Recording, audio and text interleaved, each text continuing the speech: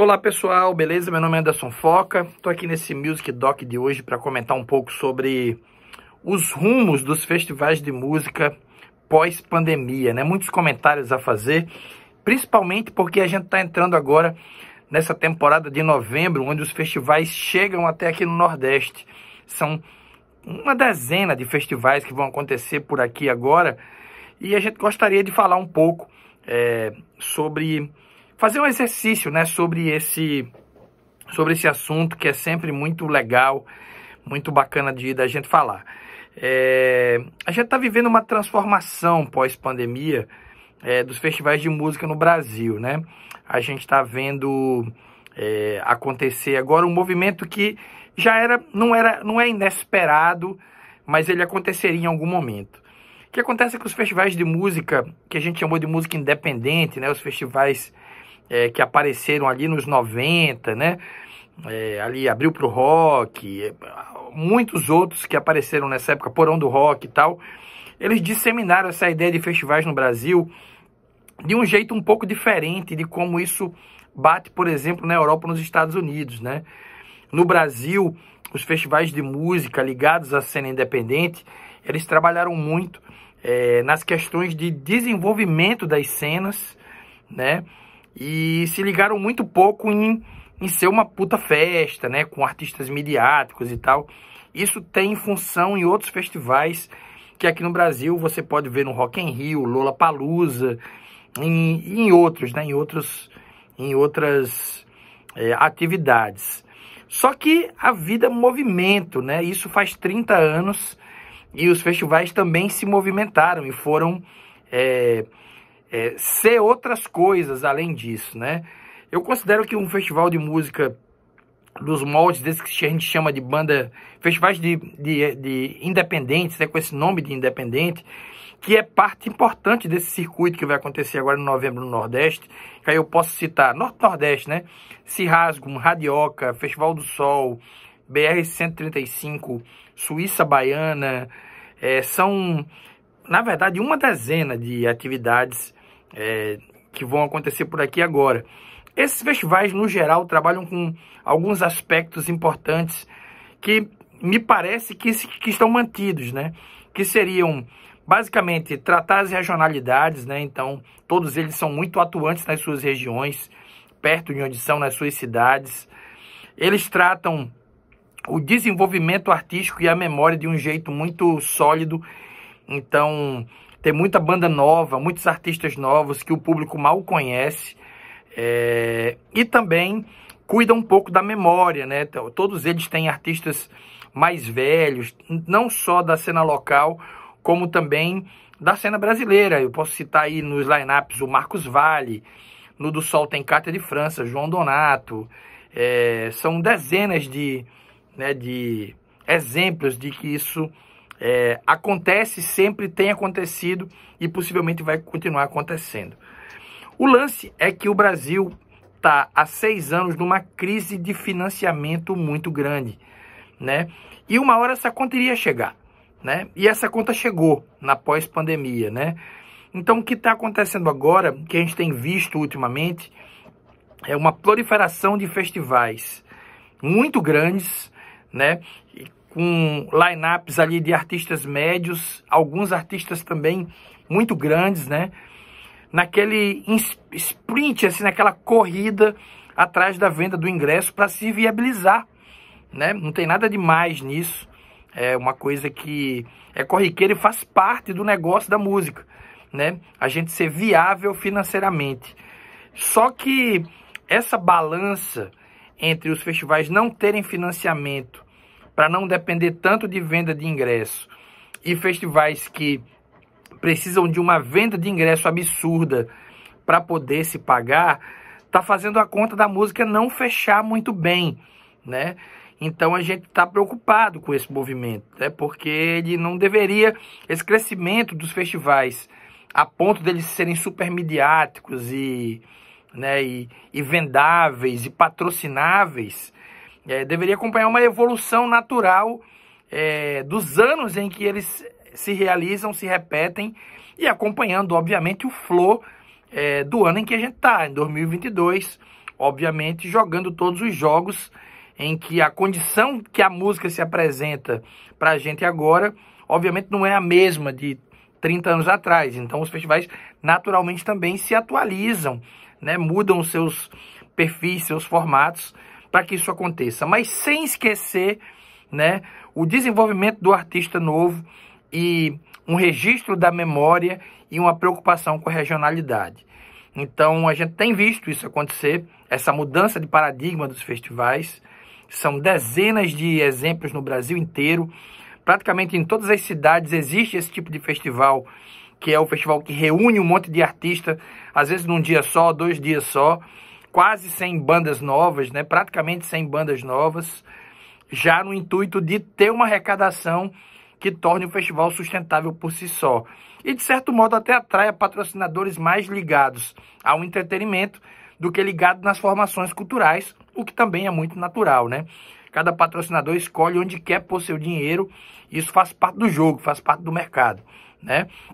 A gente aqui, na condição de Festival do Sol e também de ativista cultural, olha isso com um olhar, de certo modo, orgulhoso, porque os festivais cresceram e estão, né, se espalhando em diversos modos e modelos pelo Brasil, mas preocupa o fato de que esse crescimento não foi orgânico a ponto dos festivais terem as duas preocupações ao mesmo tempo, né? De ter uma grande arrecadação de bilheteria com grandes artistas e continuar investindo na regionalidade, no desenvolvimento do artista novo e do seguro da memória musical que o país tanto precisa, né? Nós somos um país bem desmemoriado e é por isso que é tão necessário a gente investir nessa ponta. E por que isso está acontecendo? Como eu disse lá atrás, são 6 anos sem governo preocupado com cultura. Essa que é a verdade.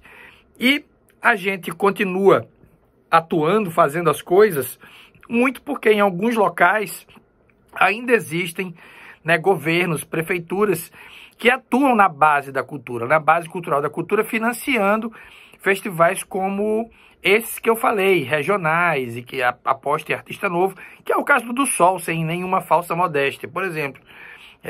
E de muitos outros, se rasgam, Coquetel Molotov, tem N exemplos de festivais que tem esse perfil. E ter outro perfil não é problema algum, na real, né? O problema é quando essas forças não se equilibram, né? Que é o que está acontecendo agora. Eu acho que tem acontecido esse movimento, né? A gente está vivendo uma fase de consumo de música muito ruim, né? A gente está vivendo a era TikTok, a era dos 30 segundos da música, né? Tava comentando outro dia que até um DJ amigo meu, outro dia vi ele discotecar, um cara incrível, que discoteca, incrível a discotecagem dele, ele usando ali os mesmos 30 segundos do TikTok para apresentar o DJ set dele, e já pulava de faixa em menos de 1 minuto, assim. Não dava nem tempo de você degustar a música, porque ele só botava a parte principal. E isso é uma característica desse período agora, desse tipo de consumo, que é essa hiperconcentração de playlists, de singles, de músicas mais rápidas, para que caia no gosto da galera rápido, dê uma hitada, e aí já vem o próximo, isso vai virando uma bola de neve. E eu acho que os festivais não podem engolir a corda do rápido, do imediato, só porque o rumo que está se oferecendo para a música é esse, assim. Eu acho, inclusive, que a gente tem um papel de mostrar outros caminhos que não sejam só os caminhos algorítmicos, né? Esses caminhos mais, digamos, mais fáceis, com menos lombada do que o caminho do desenvolvimento natural de um artista. Ele gravar álbuns, não ser tão bom, depois gravar um melhor, fazer shows não tão bons, fazer o melhor. E para isso é preciso ter palco. E se não tiver palco para o artista novo, ele não tem como se desenvolver. E daqui a pouco a gente não vai ter artista para tocar, porque precisa sempre que tenha esse desenvolvimento, de alguma maneira, né? Nem que seja na base do single, mas esse desenvolvimento ele precisa acontecer de algum jeito, e os festivais de música têm um papel primordial para que isso aconteça. Muita gente fala, o debate está também em cima da viabilidade financeira dos festivais, né? Por que eu estou falando isso? Porque tá tudo muito caro de se fazer no Brasil de 2022, né? Do Brasil, desses 6 anos sem financiamento de cultura praticamente, né?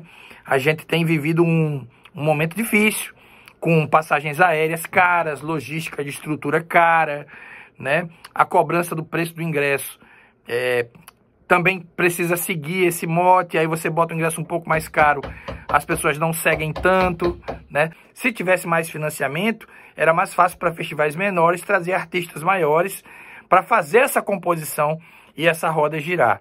Mas não é muito bem o que tem acontecido, né? Os artistas médios praticamente só tocam nos festivais médios grandes, né? E os artistas pequenos ficam emboloados ali tentando uma vaga nos festivais, que também não houve tanta renovação assim, né? Não chegou tantos festivais de desenvolvimento, né? Vou falar essa palavra só para definir ali essa estrutura entre um festival de desenvolvimento e um festival ali de ticket, da festa, do entretenimento. Os dois são ótimos, mas existem esses dois modelos e eles precisam existir e continuar existindo por bem da cultura e da música brasileira, né? Então eu acho que são só pontos para a gente colocar aqui, né, de como é difícil essa equação e dessa reestruturação do modelo de festivais que a gente tem visto em 2022, né? Eu ainda sou do time que acha que tem jeito da gente fazer um fit entre as duas coisas, né? Ter um festival que desenvolva artistas, que desenvolva as culturas das cidades, né? Que não esqueça que elas existem e ao mesmo tempo ser uma puta festa divertida, com artistas que todo mundo quer ver e tudo mais. Por último, a gente também tem enfrentado um pouco desse represamento do público e esse desrepresamento, nessa vazão de shows que aconteceram no pós-pandemia, também deixou um público um pouco mal acostumado, né? A gente vê alguns, lógico que é tremenda minoria, e a maioria das vezes isso acontece mais no Twitter, né? Que é uma rede social um pouco mais raivosa do que as outras ali, não sou eu que estou dizendo, é o que é, né? Ela é assim, quem usa sabe. A gente vê uma certa preguiça do público em assistir artistas que eles não conhecem, né? O público, às vezes, trata os festivais como a sua própria festa de aniversário, como se os festivais tivessem a obrigação de colocar só as bandas que ele gosta e ele só vai se tiver essas bandas, né? No fundo, todo mundo vai para os rolês, todo mundo curte. E eu tenho um recado para você que é mais ligado nessa onda de eu só vou se tiver não sei quem, eu só vou se não tiver não sei o quê. O festival de desenvolvimento, o festival que traz bandas novas, pode mostrar para você o seu próximo artista preferido, o seu próximo artista favorito. Essa é a graça de ir num festival de música com 70 shows, como vai ser o do Sol ali no final de novembro. É que você pode achar o artista que você vai amar assim que você vê. E não só o artista que você já ama e já conhece por causa do TikTok, por causa da internet, do YouTube e de outros lugares onde você tem acessado música. Então é isso. É um quadro complexo, forte, grande. Se vocês tiverem comentários adicionais, deixem aí nas redes onde esse vídeo tá, no YouTube ou nos Instagrams aí ou no TikTok, e a gente vai conversando por aqui sobre isso. Valeu? Esse foi o Music Doc de hoje. Eu sou o Anderson Foca. A gente fica por aqui. Grande abraço. Valeu. Fui.